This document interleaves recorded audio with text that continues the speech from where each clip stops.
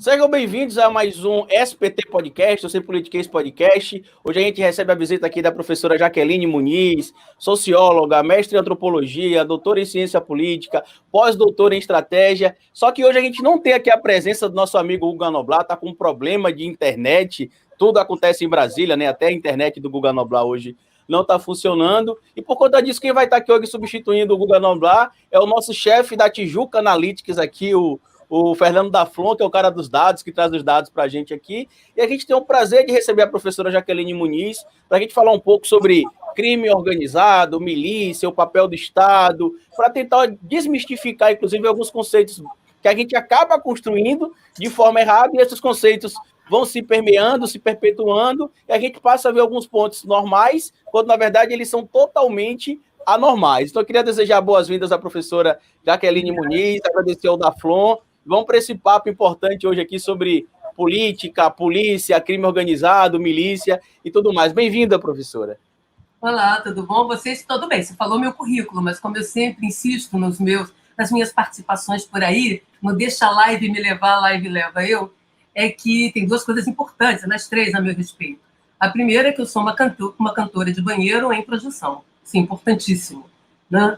Enquanto eu estou aqui, poderia estar no lugar da Zélia Duque, ela me dando entrevista no meu lugar. Eu percebi a semelhança, inclusive. Eu sou um contralto, né? Então, brincando aqui com a Zélia. E a outra, enfim, meu time é Fluminense, isso é muito importante, né? Herança do meu pai, e a minha escola de samba no Rio de Janeiro é Salgueiro. Então, essas três coisas são sagradésimas, mais importantes do que os meus diplomas, tá certo? Muito bom, professor. A gente teve até um bate-papo um pouco no off aqui sobre essa questão do academicismo, às vezes da questão do conhecimento ficar distante do povo na rua. Você também é membro, a gente precisa falar isso de forma bem categórica também, do Fórum Brasileiro de Segurança Pública, e a gente sabe que tem tido algumas discussões ultimamente que parece que só acontece no Brasil. Agora, por exemplo, recentemente o Flávio Bolsonaro conseguiu emplacar a ideia de acontecer a redução da maioridade penal no Brasil. E eu já fiz vídeo, já fiz pesquisa sobre isso num canal que eu tenho aqui no YouTube, onde eu mostrei que 70 países que decidiram cair nesse erro de reduzir a maioridade penal, um ano depois eles voltaram atrás porque não tinha resultado efetivo, e os crimes que os menores de idade, por exemplo, acabavam cometendo eram crimes atrelados à droga, ou a famosa mula, como a gente conhece aqui no nosso país, ou o aviãozinho. Com relação à violência que a gente tem visto no nosso país, especialmente o feminicídio, que tem crescido muito nesse período da pandemia, recentemente teve até o caso da juíza assassinada no nosso país, que é mais um dos diversos casos que a gente consegue acompanhar diariamente na TV. Existe uma relação, professora, entre o aviãozinho lá da favela que começa vendendo droga, até chegar, por exemplo, ao feminicida, ao sequestrador, ao grande traficante de drogas, ou é cada um no seu quadrado dentro do crime? Eu diria que é cada um no seu quadrado. É muito difícil. Algumas metas, teorias, o problema das grandes teorias é a indemonstrabilidade empírica delas. Então, elas servem mais como mitos de origem, utopias ou distopias, como queiram, mas elas não podem ser demonstradas. Então, se quer ou refutadas ou validadas. Então, elas estão em suspenso entre parênteses. Por exemplo, você traçar uma linha evolucionária linear, você não consegue explicar nada nem nas ciências naturais, biológicas, né? Nem nas ciências sociais, porque a realidade, tanto biológica quanto social, é complexa, multicausal, multidimensional. Então, essa fantasia de que o sujeito começa ali com cigarro, vai para a maconha, é uma construção moral.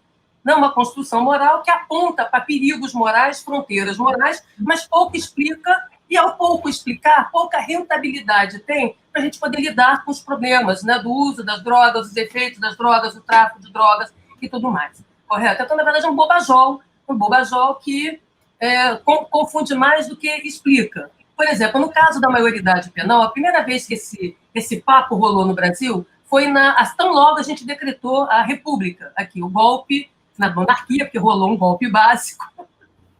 Aí, o amigo do imperador, chamado Marechal Deodoro, rolou um golpe, né? Um golpe ensaiado, né? Que não precisou grande coisa. Você vê que tem um baixo start para dar golpe aqui, o custo é baixíssimo. E é normal, na história a gente tem vários. Então, nessa época, da República, só para a gente ter ideia, no início do nascimento da República, estava se discutindo... A ideia é que o Brasil tivesse vários códigos penais, não apenas um. E isso tinha a ver com duas coisas: determinação geográfica e climática e composição racial. Ou seja, quanto mais para o sul você está, mais próximo da civilização, mais branco, mais europeu, logo capaz de assimilar o direito europeu, o direito evoluído, o direito civilizado. Quanto mais para cima você caminhava, no sentido do Nordeste e Norte, mais miscelânea racial, digamos assim, você teria, não é mesmo? O clima também não favoreceria, quer dizer, você teria mestiços, mulatos, essa mistureba, tida na época como uma degenerescência. Então, pior que negro em si, que índio em si, indígena em si, é a mistura entre indígena, correto? Então, evidentemente que era preciso códigos penais distintos com punições distintas e tudo mais.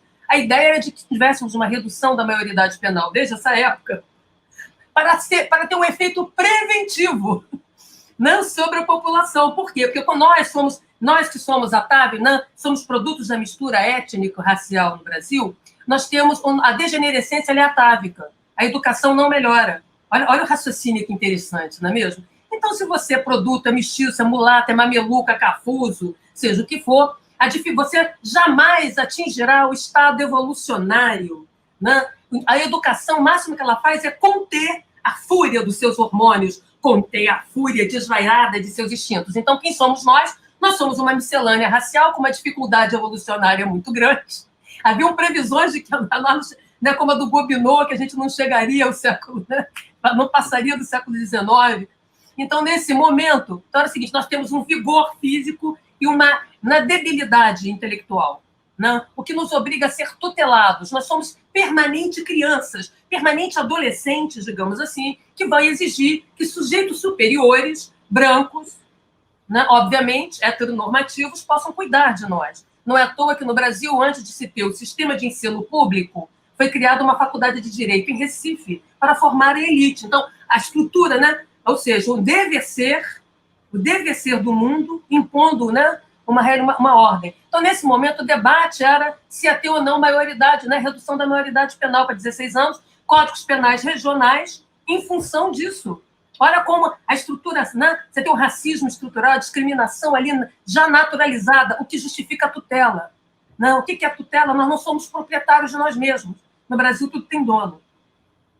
Certo? Então, tem uma infantilização e debilitação. Isso foi discutido por Nina Rodrigues e muitos outros teóricos. Haviam projetos sendo desenhados sobre isso. O que é interessante é que hoje, se isso tivesse rolado, a maior parte dos deputados do Congresso, sobretudo quem vem do Norte, do Nordeste e do Centro-Oeste, excluindo meia dúzia de gatos pingados do Sul, não teriam chegado à universidade, também não teriam chegado ao Congresso, porque teriam sido presos de maneira preventiva.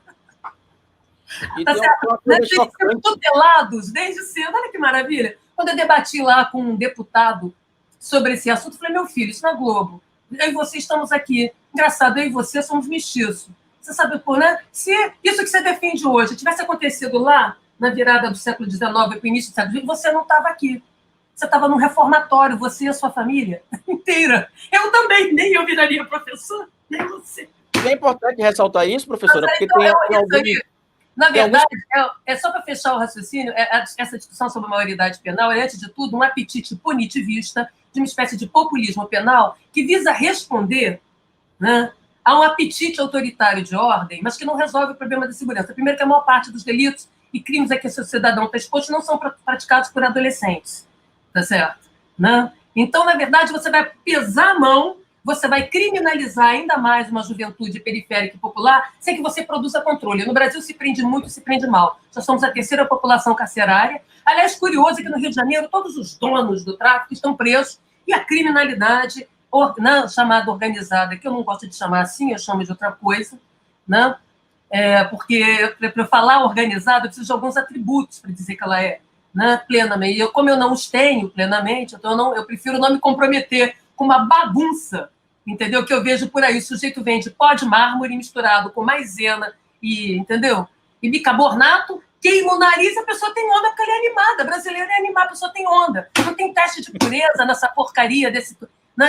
Que é isso? Como é que você vende, Por isso que indivíduos aí, alguns políticos que foram cheirar cocaína fora do Brasil, morreram de infarto. cheirado da cura.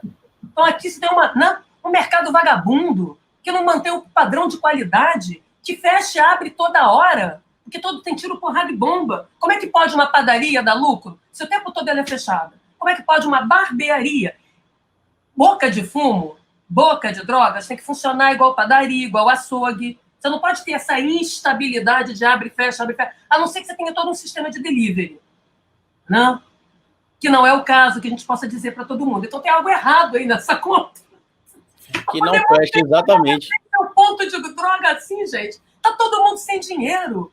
Tá certa quantidade de pontos comerciais legais fechados no Rio de Janeiro e de ponto de droga fechado. Houve uma redução substantiva de ataques, porque custa caro.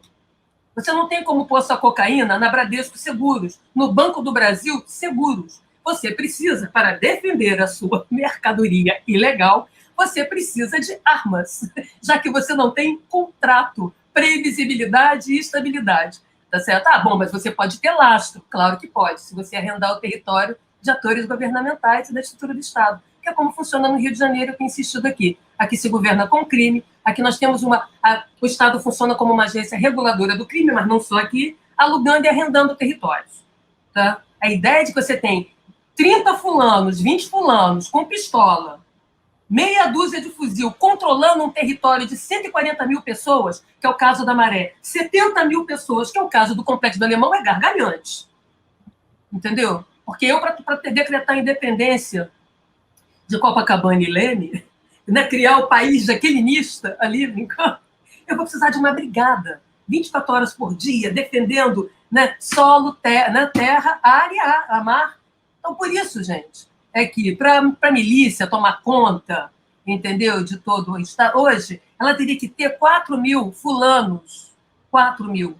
Ela, né, se ela está em 30 e tantos por cento, pelos dados que a gente tem, se ela está em 33% da população, está sob a presença miliciana, 57% do território da região metropolitana e 25% dos bairros do Rio de Janeiro, a presença de milicianos, só para a gente brincar, correto? Segundo os dados nos mapas produzidos por Fogo Cruzado, Disque Denúncia, o Gene lá da UF, o Neve e o Pista News, que faz parte da rede, né, da nossa rede de pesquisadores, de pesquisas em direitos humanos, segurança e violência. A gente fez seminários esse ano, fizemos uma nota técnica sobre o que é milícia e passamos um ano ouvindo os diversos atores, né, com escuta qualificada, de polícia, promotor e tal, para pensar isso. Vamos nós, se você tem esse controle de fato territorial, você precisa de 4 mil fulanos. Para ter uma razão, um miliciano para 500 habitantes, que é um padrão de controle territorial, assim, canadense, tá? Ou seja, 1 para 400 habitantes, 1 para 500 habitantes, que é um padrão bastante flexível, bastante generoso, né? Digamos assim, tá certo? Tá faltando mão de obra no crime. Isso é só as milícias, que são milícias no plural. Agora vamos pensar Comando Vermelho, Terceiro Comando. O que é isso, gente? Tem que ter alguma coisa chamada vaso comunicante, tem que ter alguma coisa chamada conivência, convivência, conveniência, tem que ter parceria na firma. Correto? Na verdade, o Estado paralelo não funciona sem a atuação do Estado. Não existe Estado paralelo. Isso é uma bobagem. Todo poder o poder se estabelece em relação. São vasos comunicantes, não existe poder em si. Correto? Isso é uma bobagem. Essas categorias, Estado paralelo, poder paralelo, isso tudo são categorias místicas. Entendeu? É mais ou menos como os unicórnios de carnaval. Né? Não explicam nada e criam uma fantasia de algo muito maior do que se é também.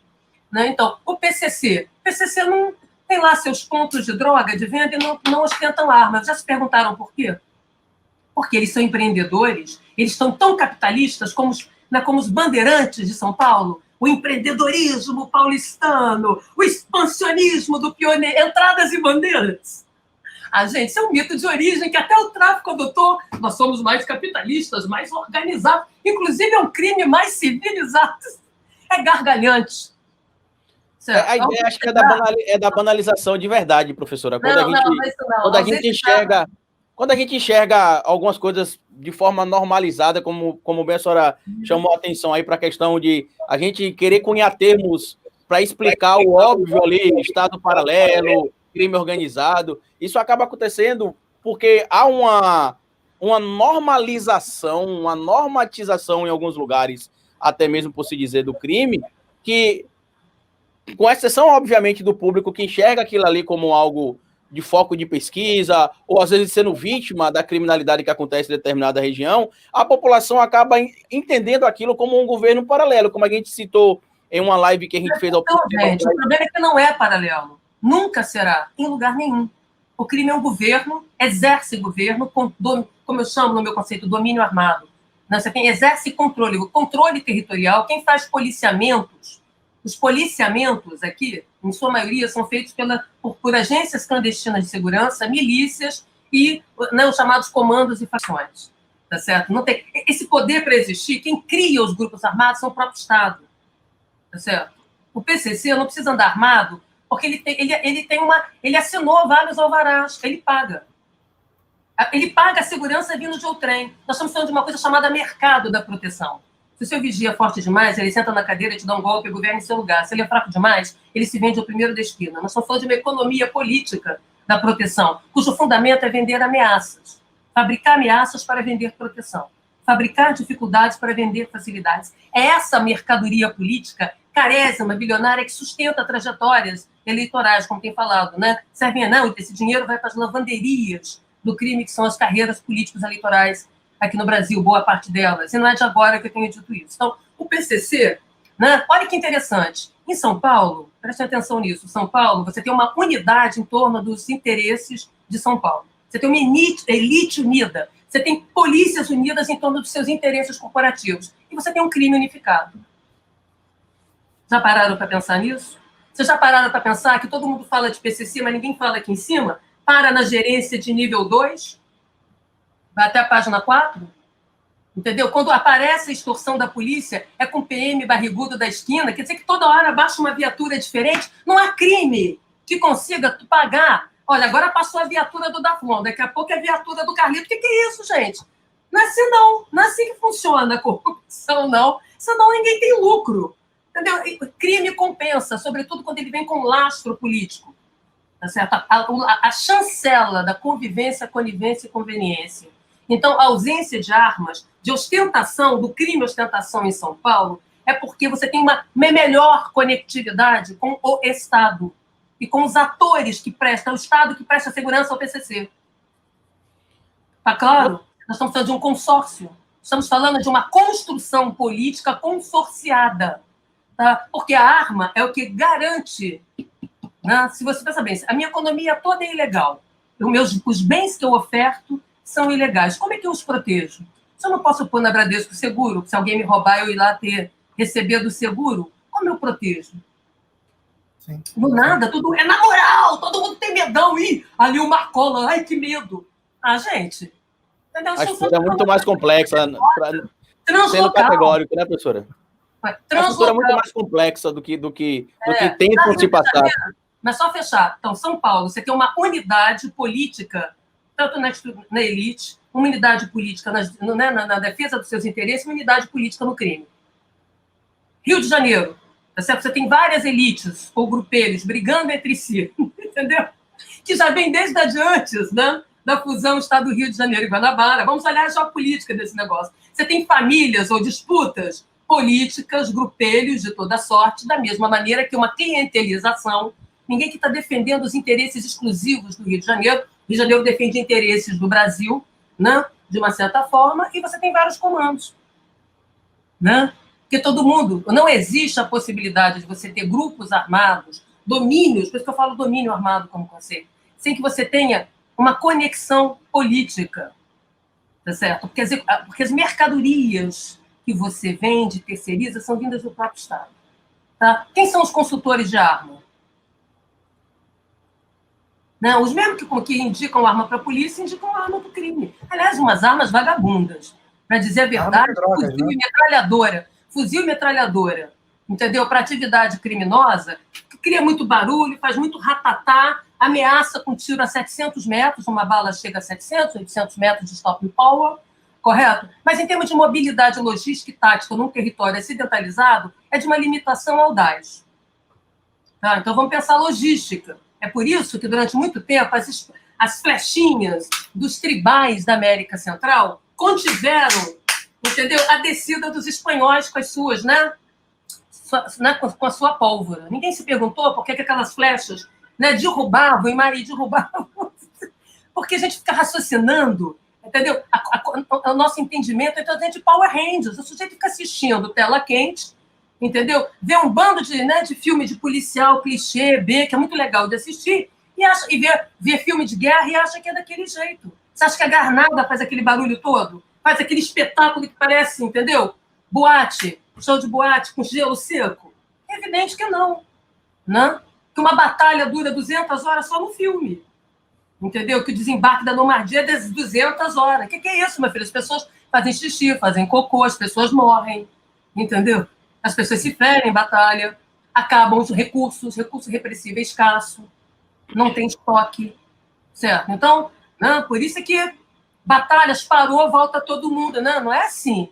Não é desse jeito, essa fantasia. Não é igual no videogame, né, professor? A vida real é bem diferente. É mais diferente, e eu acho que, muitas das vezes, essas mistificações, né, como a questão da redução da maioridade penal, né, porque o indivíduo já, aqui no Brasil, mudou a lei, mudou o mundo.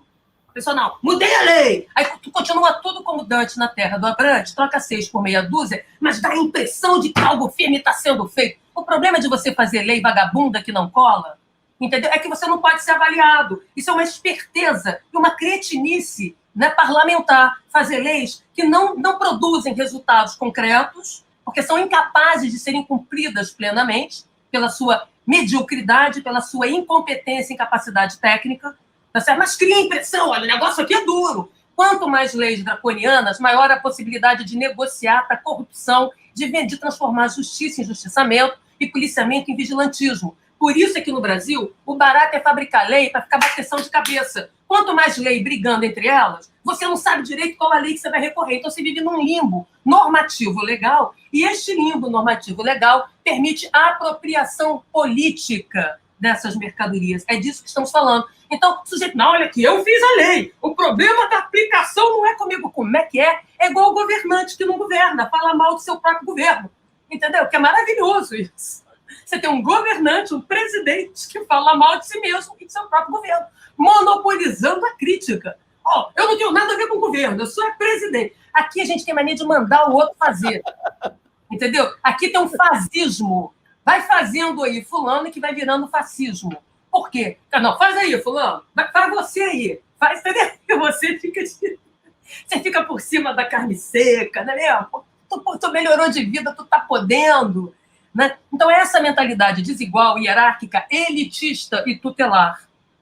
Né? Nós temos despachante de movimento social no Brasil, motorista de movimento social, entendeu? Em que a realidade ali da favela, da juventude periférica, é como se eles fossem micos leões dourados. Aí tem o Jaqueline intérprete, parece o sociólogo que interpreta a piada, que faz sociologia da piada. Então tem alguém, um porta-voz do real, que destitui a realidade de sua própria soberania. Né? E aí cria esse bando de vacas sagradas, como as falsas leis, leis que não pegam, leis ruins, né? Que dão a impressão de dureza, dão a impressão de firmeza, dão a impressão... Né? Olha, eu fui secretária de Estado numa área dificílima, que é segurança, justiça, cadeia, essas coisas todas. Eu nunca tive cara feia, não. Porque no Brasil, na negócio de autoridade, a pessoa tem que ter cara feia, peito de pombo, fechar a cara, bandido não se cria. Isso, essa pantomima, essa coreografia de menino, é uma personagem, né, do justiceiro. É só uma garoteação, porque não controla nada. Ao contrário, está vendido, está alugado, está rendido. Então, e mais, olha a esperteza. Eu faço uma leitura, a lei não vai pegar, mas quando vierem me cobrar, eu digo, eu fiz a lei. Mas eu também não posso ser avaliado, porque aquilo não foi implantado. Então, o barato do desgoverno, da deslegislação, digamos assim, é que você não tem como ser medido por ela. Olha que estado da arte. Então, você precisa que as pessoas sigam sentindo medo. Quanto mais medo, como eu tenho dito, insegurança é um projeto de poder, tem dado certo. Tem nada de dando errado aqui com o negócio da insegurança. Está dando certo no Brasil. Tanto é que construiu uma trajetória que está aí.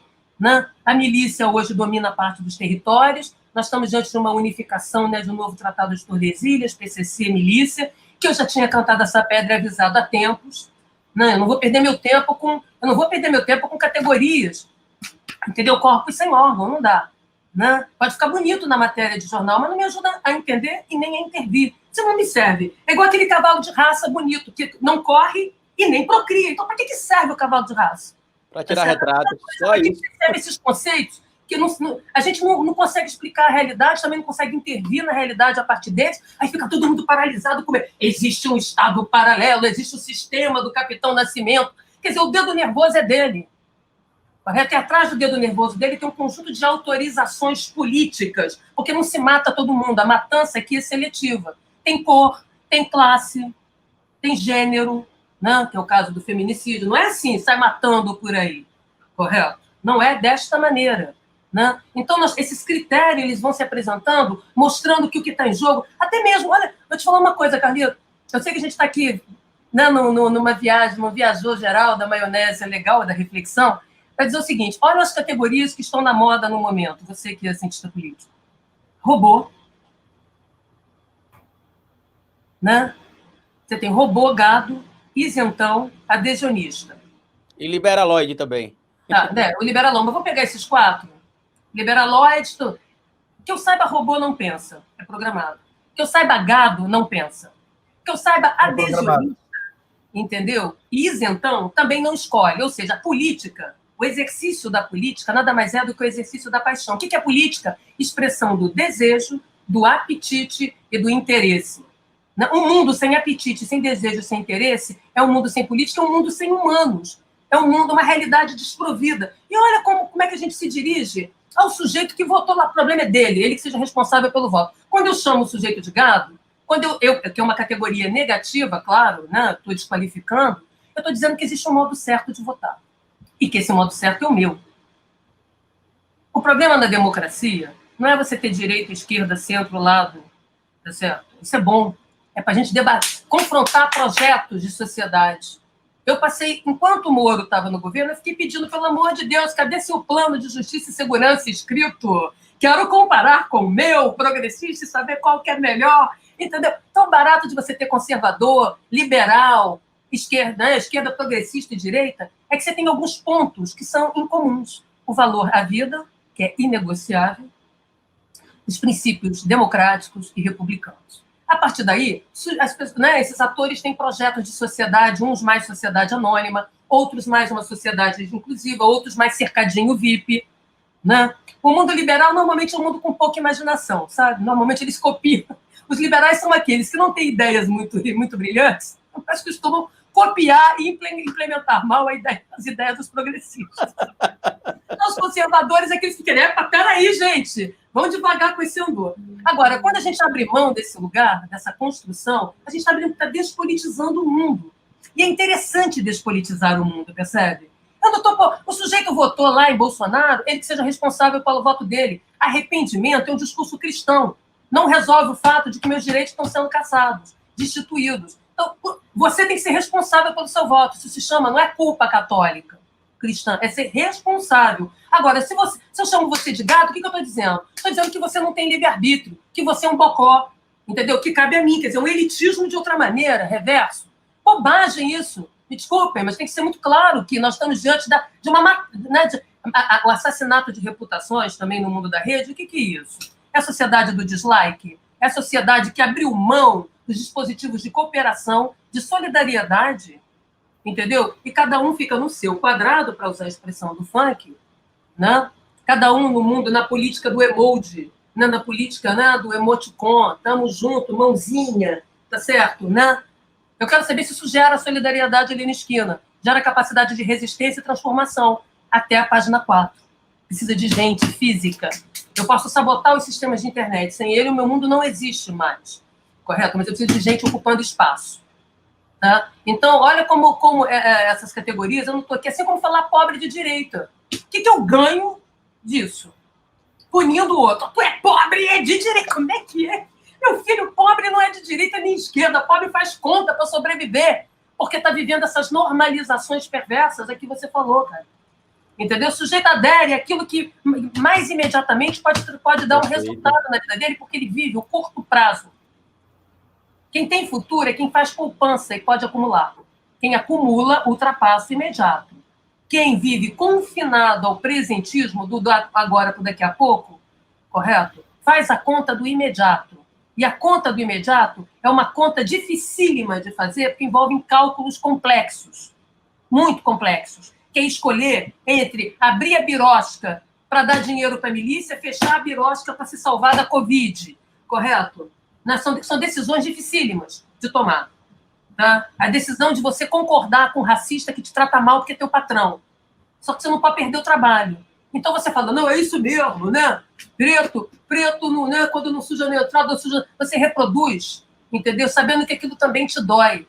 Mas que você é o único arrimo de família que conseguiu atravessar todos esses cercados VIPs, essas fronteiras que não é só da polícia, as barreiras, né, sociais, e arrumar um trabalho. Se você perder o trabalho, desandou todo mundo, a sua geração, a sua família inteira. Você é o arrimo, correto? Então, essa figura chamada pobre de direita, que é outra categoria perversa, que não explica a nossa realidade, não entende por que nós votamos desse jeito que votamos.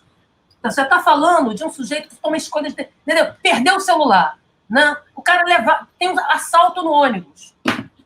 Isso aqui é o passaporte da cidadania dessa pessoa. Aqui ele faz compra, aqui ele vende coisa, aqui ele tem acesso ao mundo, ele demora paga em 10 vezes. É um Samsung da vida. A Jaqueline vai pagar em 3, o outro paga à vista. Então, o trabalho, o tempo existencial dessa pessoa, ele vive no mundo da posse. Ele carrega a casa dele no corpo como um caracol. Tudo que ele tem, ele não está no mundo da propriedade estável, né? Protegido, tá certo? Ele está no mundo da uberização, da precarização dos vínculos de uma relação precária mantida com o Estado, que o Estado mantém com ele. Né? Então, esse sujeito acorda de manhã, o ônibus precisa passar. Ele não pode perder aquele ônibus, senão ele vai chegar 3 horas depois. Ele mora no Cafundó do Judas, da cidade de Tiradentes, ele mora no Cafundó do Judas, do Alemão, para ele chegar na passeata, na Avenida Rio Branco, ou na Paulista, ele vai gastar 50, 60 paus de passagem, entendeu? E um lanchinho para comer, isso é o busão de gás, Jesus Cristo. Não? Então, é isso que as pessoas têm que entender, que as contas, o pobre, ele é poliglota, ele tem que falar a língua do patrão racista, ele tem que falar a língua do misógino, ele tem que falar a língua da patroa metida, a língua do servidor público. Não estou aqui para te ajudar. E você não está fazendo nada, não? Eu estou aqui, né? Todo mundo esculacha esse sujeito, ele sai sofrendo destituição, porque, como eu tenho insistido nos meus trabalhos, nas minhas pesquisas, a cidadania no Brasil é um programa de milhagem. O direito, a construção jurídica brasileira, o direito para os despossuídos é dívida e sanção. Para os possuidores é dádiva e recompensa. Então você tem que fazer por merecer, para ter um direito. É que ninguém é sujeito de direito, você é sujeito ao direito, que é uma sanção contra você. Tá certo? Então, essa pessoa sai, ela experimenta, né, a sua destituição o tempo inteiro. O cara do ponto de ônibus trata mal, não dá uma informação, o outro chega, chegou, atrasou, ele vai levar sermão. O tempo todo tem alguém passando o cerol, tem alguém passando a régua, tem alguém lacrando em cima desse sujeito. Tá certo? Esse sujeito concreto, real, que é um jovem de periferia, um pai de família de periferia, uma mulher que trabalha, uma faxineira, a maior parte da população. Eles experimentam o que eu chamo de regime da esculachocracia, as razões de cor, de classe, renda, orientação sexual, estilo de vida. Pô, você não tem roupa para estar lá na passeata. Então, negócio fashion, entendeu? A sua tatuagem está escrita mamãe, a minha é tribal, toda fashion. Entendeu? Tá certo? Então, nós estamos falando de capitais simbólicos, culturais, que não basta ter só o dinheiro, né? Então, esse sujeito tem que pagar para ser cidadão. Por isso que é um programa de milhagem. Ele tem que mostrar que ele melhorou para ter melhorias. Melhorias são direitos, olha bem. Tá? Então, é essa experimentação dessa pessoa. Aí, quando alguém fala assim, para ele a vida tem que funcionar, gente. Eu tenho que chegar, o ônibus tem que passar, o metrô tem que passar, eu tenho que chegar na hora, minha quentinha não pode azedar. Entendeu? Nada disso. Eu não tenho poupança, eu não tenho plano B. Eu vivo no imediato, no instantâneo do miojo lamen. A minha vida é um miojo lamen da instantaneidade. Na imprevisibilidade, no mundo da posse. Né? Se eu for assaltado, levam tudo que eu tenho, a roupa que eu estou pagando ainda no crediário, o celular que eu ainda estou pagando. Tá certo? Então, tem que prometer o imediato. O imediato não é a urbanização e requalificação urbana. O imediato não é a água chegar na minha casa, é a bomba. A bomba para puxar o gato. Não é a eletrificação chegar porque ele é cara, o meu bairro é imenso, não, vai demorar 20 anos para chegar essa porcaria. Eu preciso de luz agora para o meu filho estudar. Eu preciso de água agora para tomar banho e lavar minha mão, porque rola um Covid básico. Eu preciso pôr alguma coisa na minha janela, porque a distância da minha janela para o quarto do vizinho é 30 centímetros. Privacidade, intimidade é coisa de classe média. correto? O sujeito transa aqui em silêncio, porque senão ouve do outro lado. Qual é a privacidade? Existe espaço público e privado em favela, no universo popular? Não. Certo? Então, essa pessoa, ele vota, ele faz uma conta, ele faz um cálculo, como eu faço, como vocês fazem. Ele vai votar naquilo, tem que mudar, eu preciso de ordem, eu preciso que as coisas funcionem, olha o discurso da ordem. Eu preciso que tenha ordem, e essa ordem tem que fazer valer, e tem que ter uma autoridade forte, porque eu não tenho tempo para eu mesma administrar essa ordem, porque o meu tempo é o da escravidão, é do trabalho servil, entendeu? Da precarização de um verizado, do empreendedor de sua própria miséria. Tá certo, né? Então, esse discurso, né, por exemplo, o Lula ofereceu ultrapassar o imediato, ofereceu comer um amendoim, que significa ter dente primeiro. Isso quer dizer atravessar, sair do presentismo e conseguir falar, ai, cheguei no amanhã vivo. Nem sobrei no mercado, nem morri de bala perdida ou bala achada. Então, para ter horizonte é segurança, horizonte é previsibilidade, horizonte é rotina, possibilidade de ter as coisas e as coisas serem mantidas. Não é por isso que quando você chega na casa de uma pessoa simples, você vai ver os bonequinhos da Casa Bahia lá, você vai ver a linha branca. A pessoa precisa... É o conforto que ela vai ter para dentro, é o máximo que ela consegue. Tá certo? E tudo pode ser perdido, porque vai entrar um policial, vai entrar um fulano, vai comer o danoninho da criança, vai dar um bico na geladeira nova. Tá certo? Então, nós estamos falando de um mundo de despossessão, palavra que não existe. Tá? Esse sujeito, a conta dele já, o discurso autoritário da lei e da ordem propõe o imediato, por isso que precisa do medo, gente. Você vai ter isso aqui agora, resolva você mesmo, não conte com ninguém. É melhor tu resolver por sua própria conta, não espere ninguém. Tá certo? Então, por isso que não é que haja uma analogia entre o discurso bolsonarista ou lulista, isso é bobagem também, são umas análises porcas, políticas, muito vagabundas, né, que eu diria muito de má fé, né, intelectual. Mas eu diria que um oferece o imediato, a fantasia do imediato, que é o que você vive, né? Você conseguir sobreviver ao imediato. O outro oferece caminho. Esses dois discursos, né, têm como lugar comum, a construção da cidadania, o outro, o asujeitamento. É isso que a gente tem que pensar. Então, esse pobre de direita, na direita, ele quer que as coisas funcionem, tem que ter ordem, tem que ter previsibilidade, tem que ter... Nós marcamos uma hora para estar aqui, cara.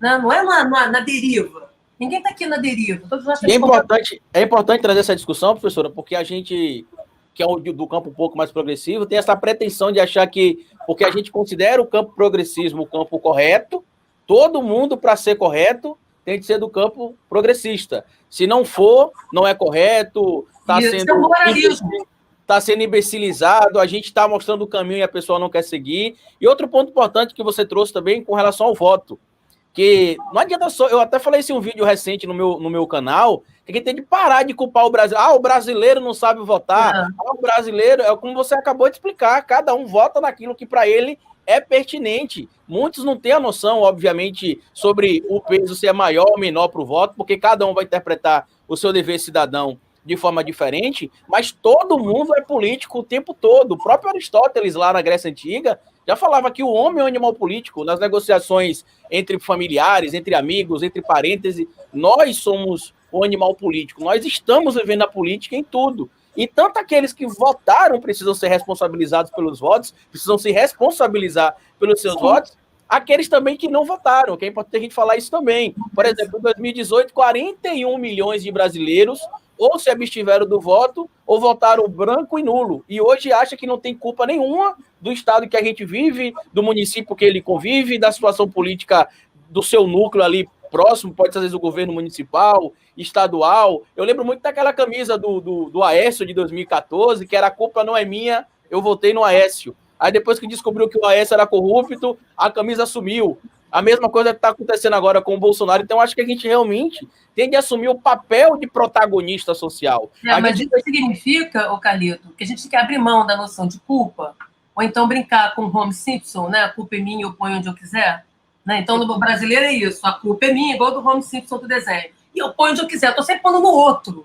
Né? E por quê? Porque não pode ter responsabilização, accountability.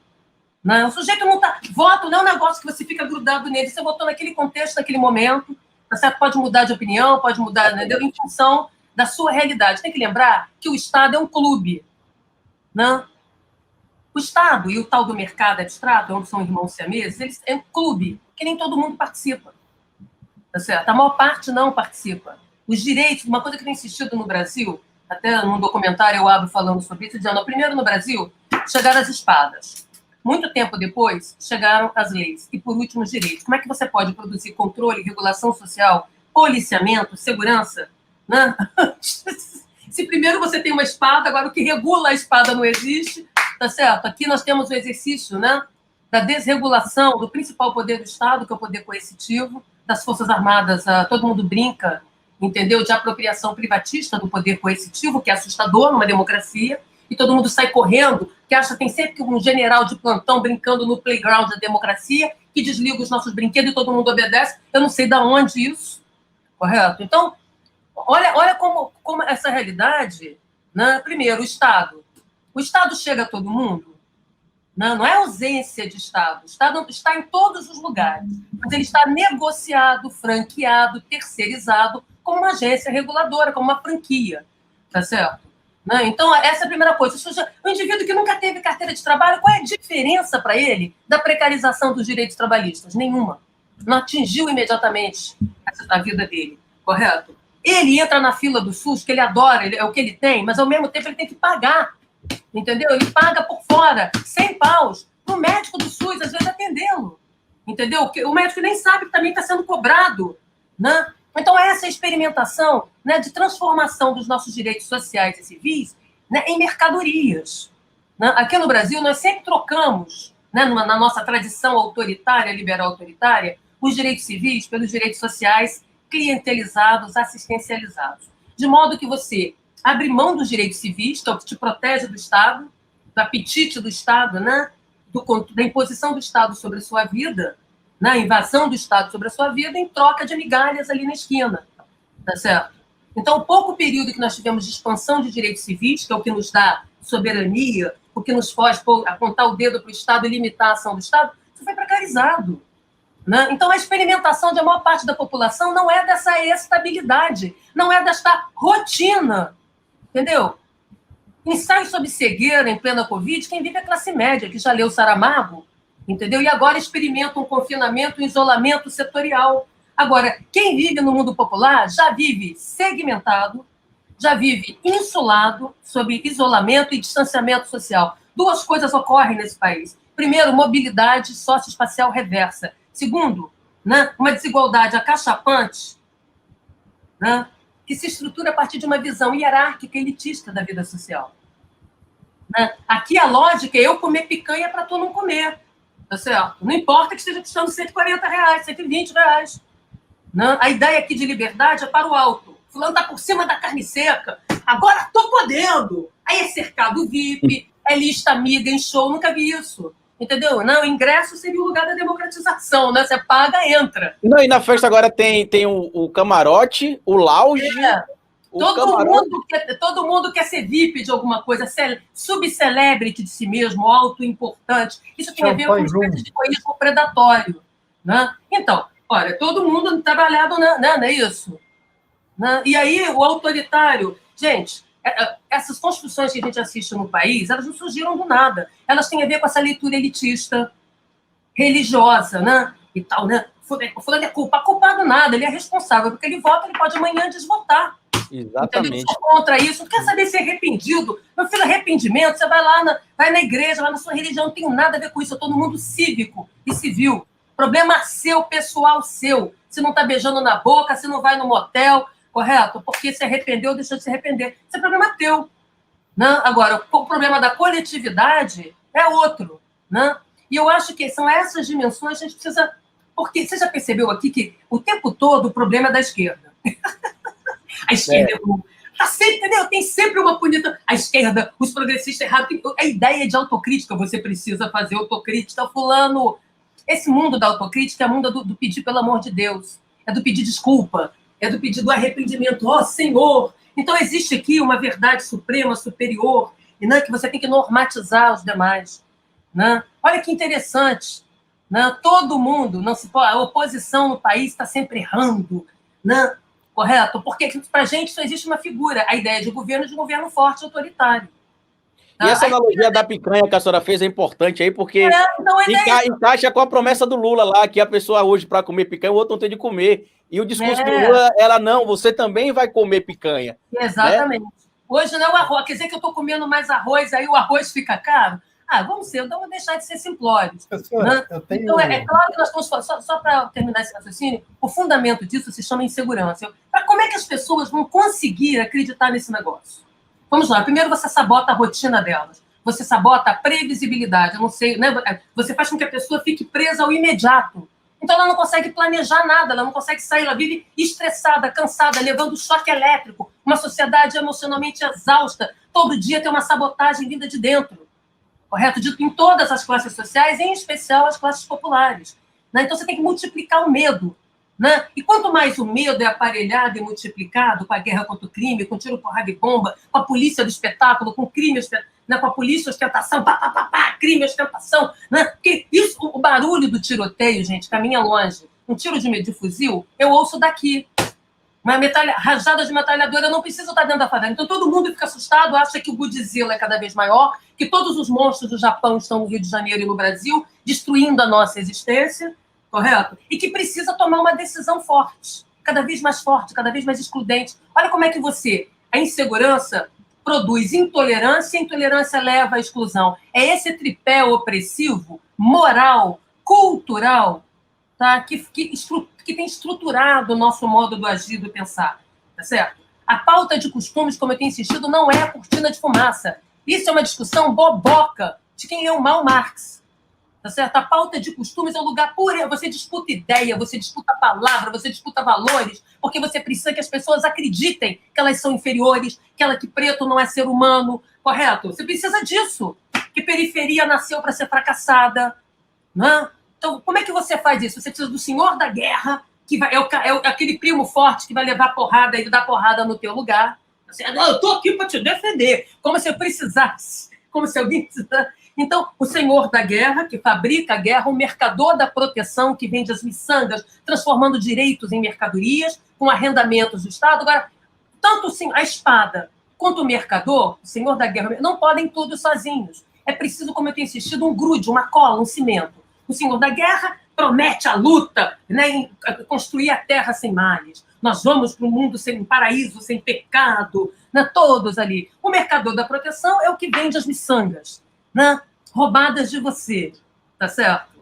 Né? Agora, só esses dois não é suficiente. Precisa do profeta do caos, precisa do pregador para nos fazer acreditar, para que a gente se convença de que tudo isso, Carlito, é normal. É normal apanhar, é normal morrer, é normal, tá tudo certo. Tá certo? Então, precisa da crença. O que dá liga, o que dá o cimento, o que dá o grude, se chama crença, valores. Então, senhor da guerra, mercador da proteção, que fica te vendendo as miçangas da proteção que o senhor da guerra ameaçou. Então, ameaça para vender, né, na indústria da insegurança, a indústria do medo, a indústria da proteção, que transforma direitos universais em disputas entre subcidadãos, correto?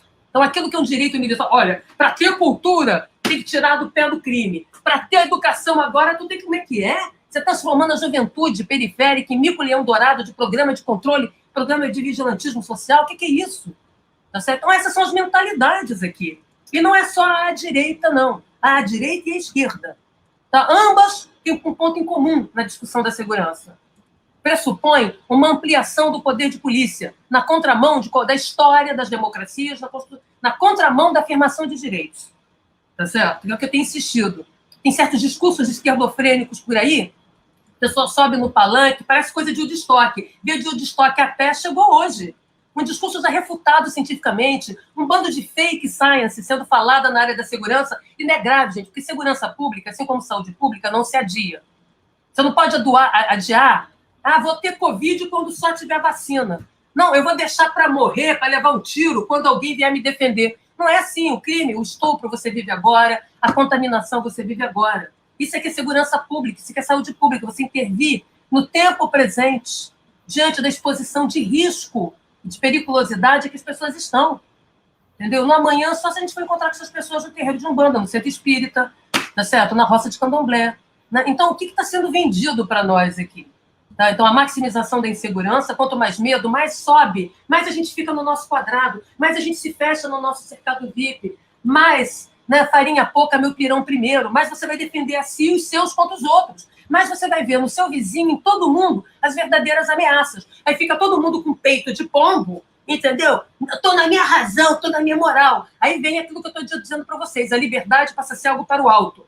Agora eu estou podendo, eu estou livre, eu melhorei de vida, então tudo para mim. É liberdade para baixo, a liberdade é sempre aquilo, né? É por menos, olha lá, quer parecer o que não é, quer parecer ser o que não é. Então, a nossa igualdade é sempre uma igualdade para baixo, destituidora, e a nossa liberdade é o liberou geral, é o chutar o pau da barraca, porque agora eu estou podendo, meus amigos estão no poder, meu cercado VIP, né? Minha cerca, né? O que chamam de cercadinhos, né? Que as pessoas vão constituindo, que não são só as bolhas virtuais. Antes dessas bolhas virtuais, existem as bolhas sociais, existenciais, que as pessoas estão subindo suas muralhas. E interessa que nós fiquemos assim, porque isso reduz a capacidade de mobilização e de resistência social.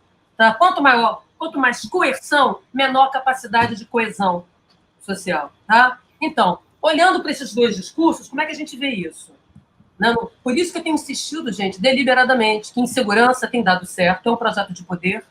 Fabricar medo, disseminar medo, aparelhar o medo legítimo das pessoas, não se trata de conter nem reduzir a violência nenhuma, se trata de proliferar. É preciso que as pessoas sentam medos, esses medos são diferenciados.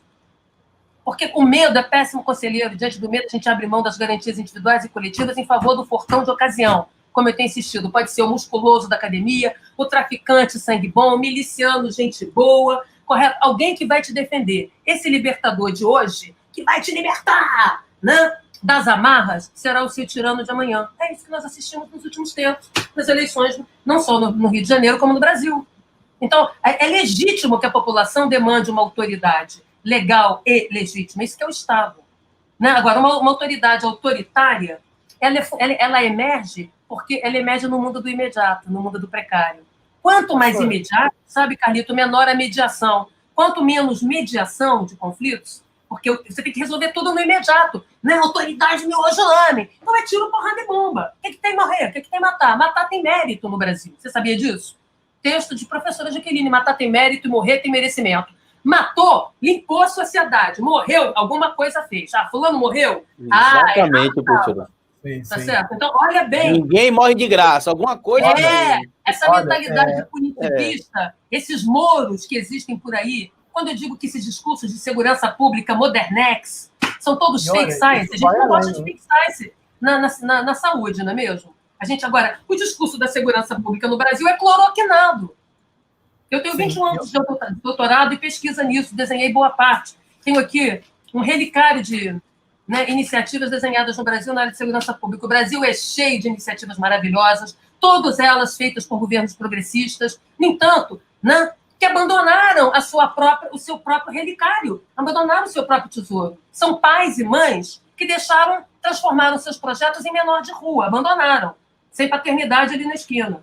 E aí foram reapropriados os nossos brinquedos, estão sendo usados mal, de maneira ruim, por aqueles que estão aí. Ruim do ponto de vista da cidadania e bom do ponto de vista do projeto de poder.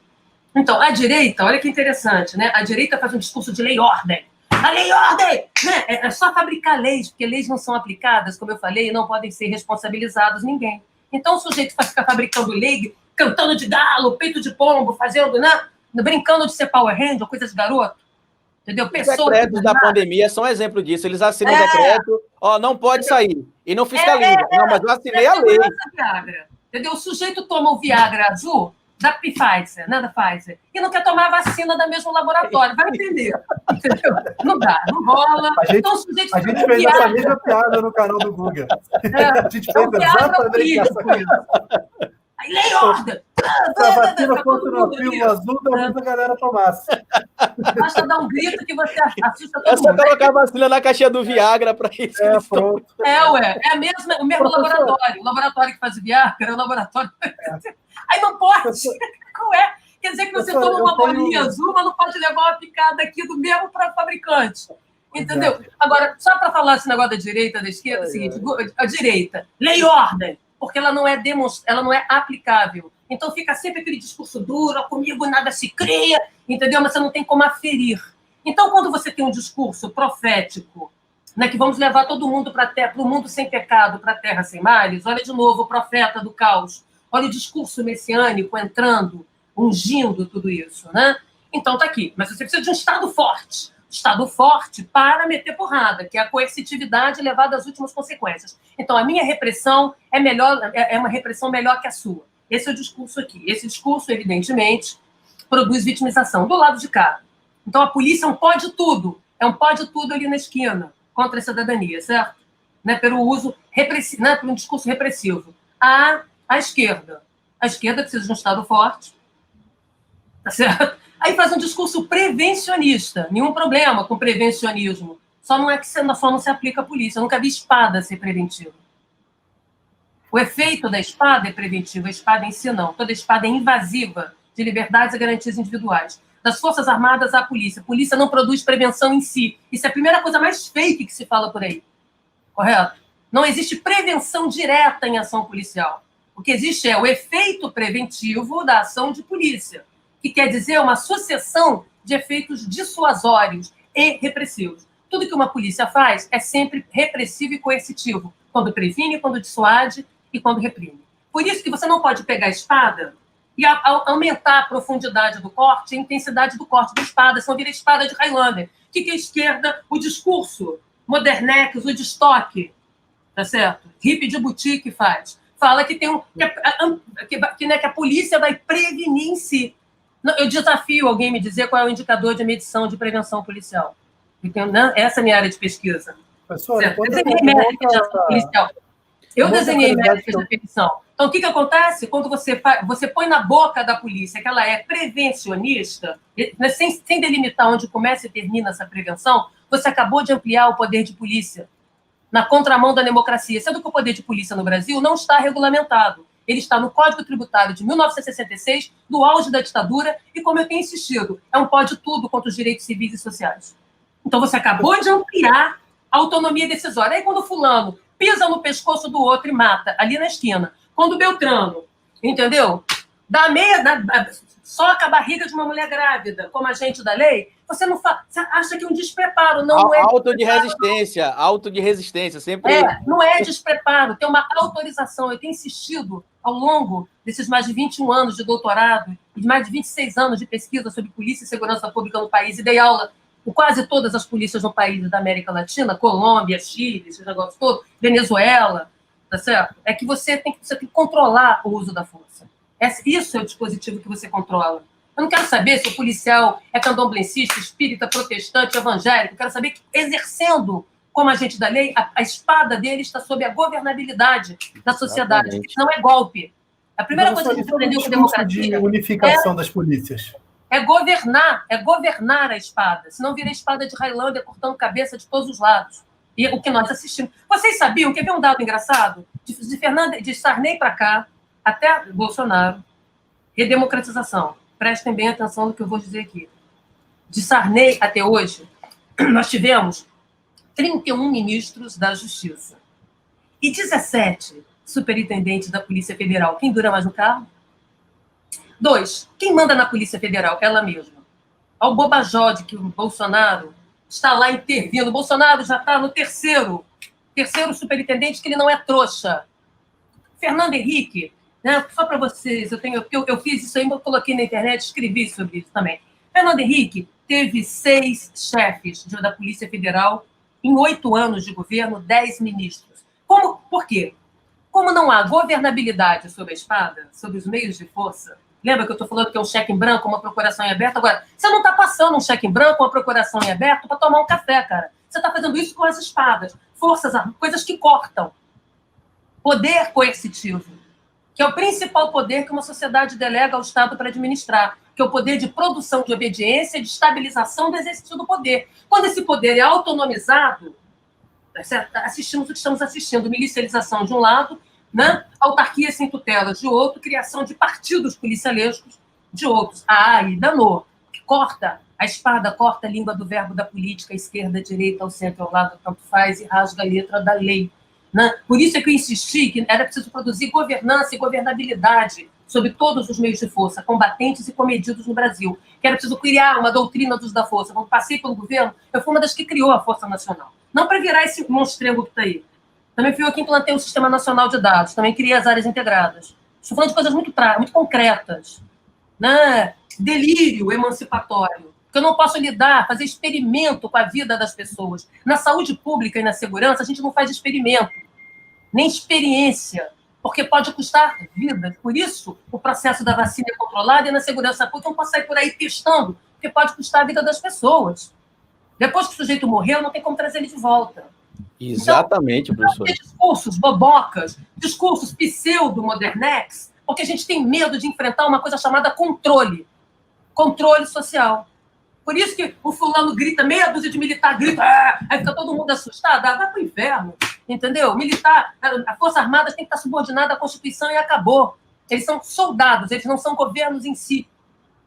Por isso que eu estou querendo criar um programa mais militares, no lugar dos mais médicos. Porque os militares estão abandonando a sua carreira e indo para o governo brincar de fazer política. Está faltando militar para defender a soberania nacional, fazer guerra, controle interno, essas coisas que a gente precisa para ser país. Entendeu? Vai ter que importar. Precisa-se de militares profissionais.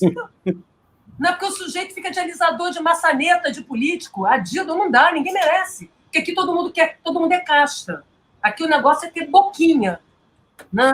Então, a esquerda, no seu discurso prevencionista, sem delimitar onde começa e termina a prevenção em segurança, a dimensão epidemiológica em segurança quer dizer matar as pessoas antes delas existirem.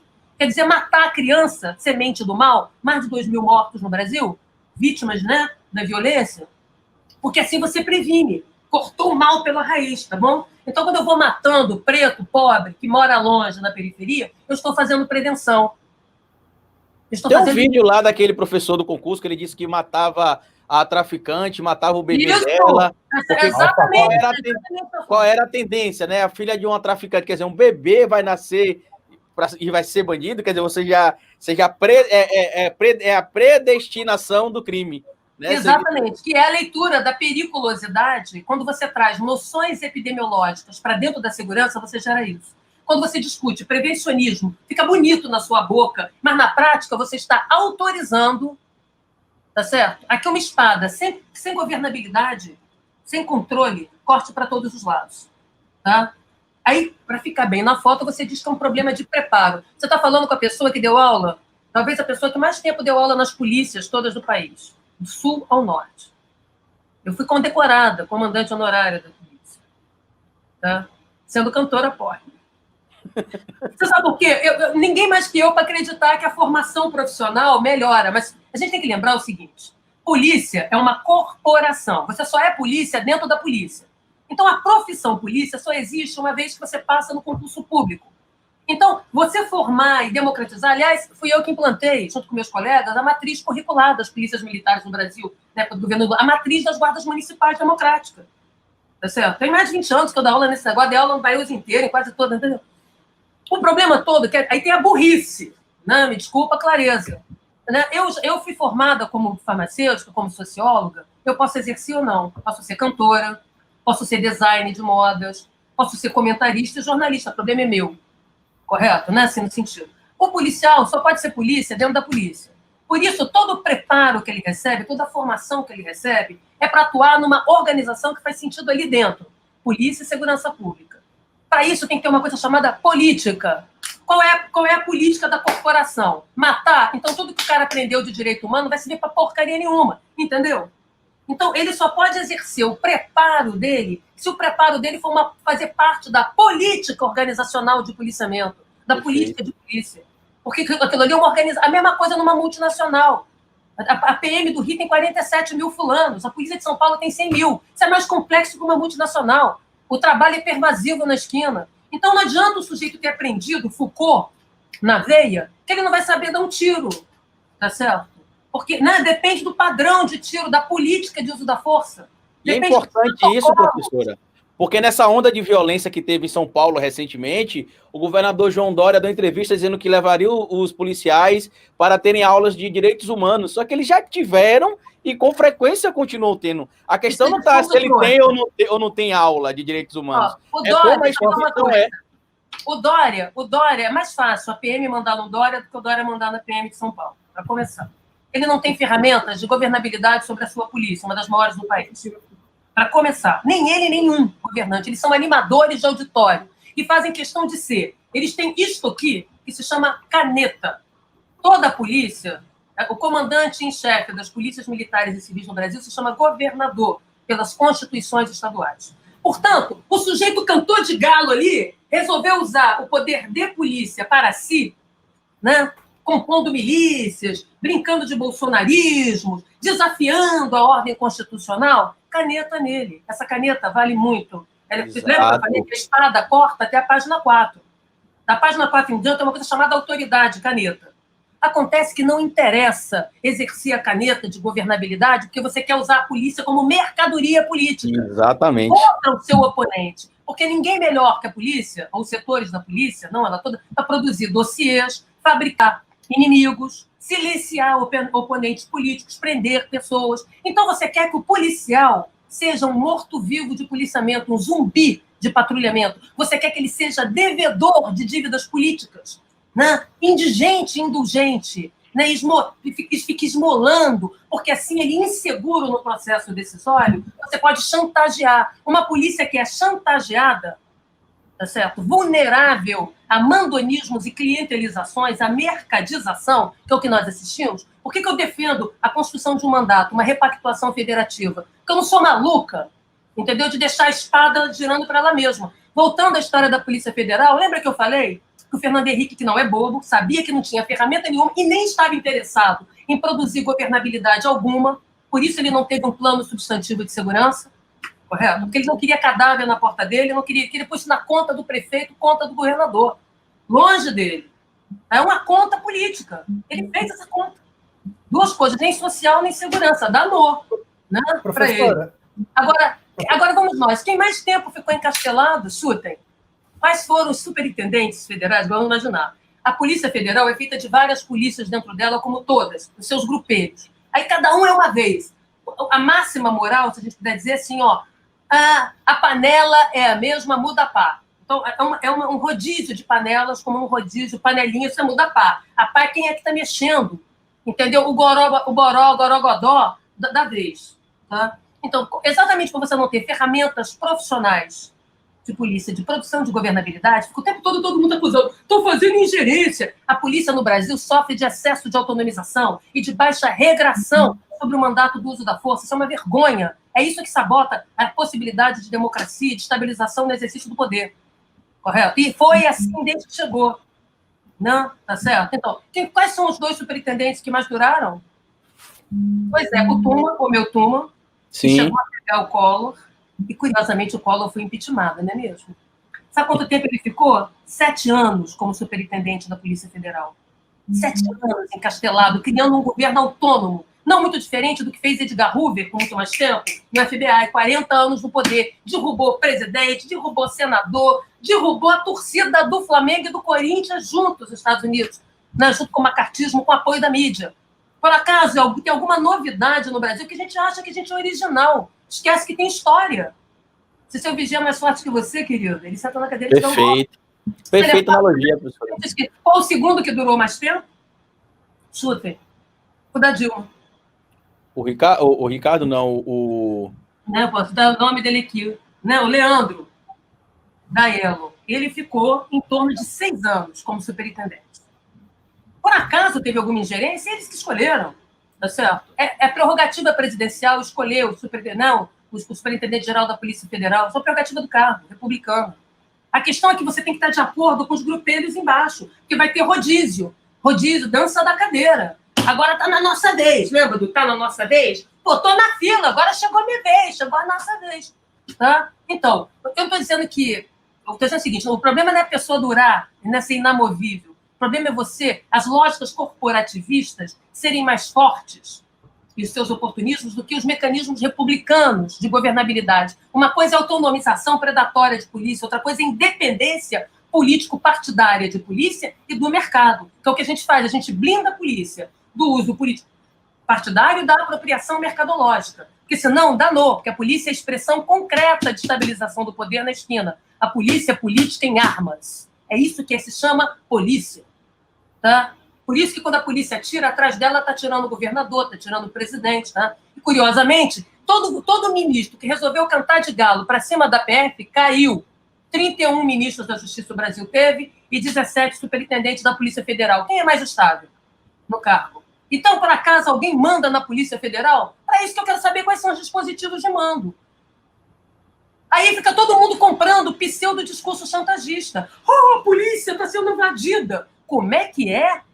Cadê os mecanismos de transparência e accountability? Cadê a Ouvidoria Geral da Polícia Federal? Cadê a Corregedoria, né, acima dessa polícia? Sim. Tá certo? Aí, na hora que, né, tem uma ingerência, uma suposta indicação, estão invadindo. Aí cai todo mundo gritando junto. Entendeu? Isso é o quê? Fake. Esse comportamento que eu saiba é dancinha de siri. Né? Fica dançando pro lado, vai lá se somando do lado sem saber do que está falando. Vai pro lado do outro de acordo com a onda que a onda vai levar. Todo mundo viu nisso? Todo mundo pegou carona nessa discussão fake, não se deu trabalho de ir lá na Wikipedia e levantar. Vem cá, mas quantos superintendentes tiveram? Vem cá, quanto tempo está durando isso aqui? Cadê os mecanismos de controle para que seja republicana, para que a polícia não seja apropriada por seus grupelhos internos e seus interesses? Na época de candidatura de Aécio, todo mundo tinha um dossiê, todo mundo tinha um grupelho federal para fazer dossiê contra o outro. Dossiê rosa, dossiê isso, inclusive contra integrantes do próprio partido, entendeu? Qual é? Entendeu? Quando a polícia vira partido político, os setores dela, danou. No Brasil, nós temos uma coisa aqui complicadíssima, né? Que é a profissão, a instituição e a corporação. A esquerda e os progressistas investiram de maneira linda e maravilhosa na profissionalização de polícia. Foi quem mais gastou dinheiro com polícia no país, foi quem mais criou as ferramentas e os mecanismos hoje existentes no país de inteligência, passando por sistemas de dados, por processos formativos, gestão do conhecimento da informação, políticas setoriais para a juventude, para a mulher, para a população LGBT, tá certo? Para territórios populares.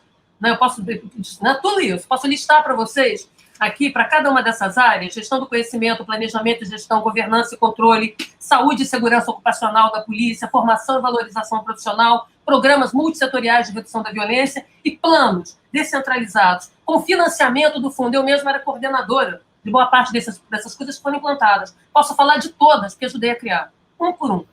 Por isso que eu digo que brincam mal com brinquedos que eu ajudei a criar.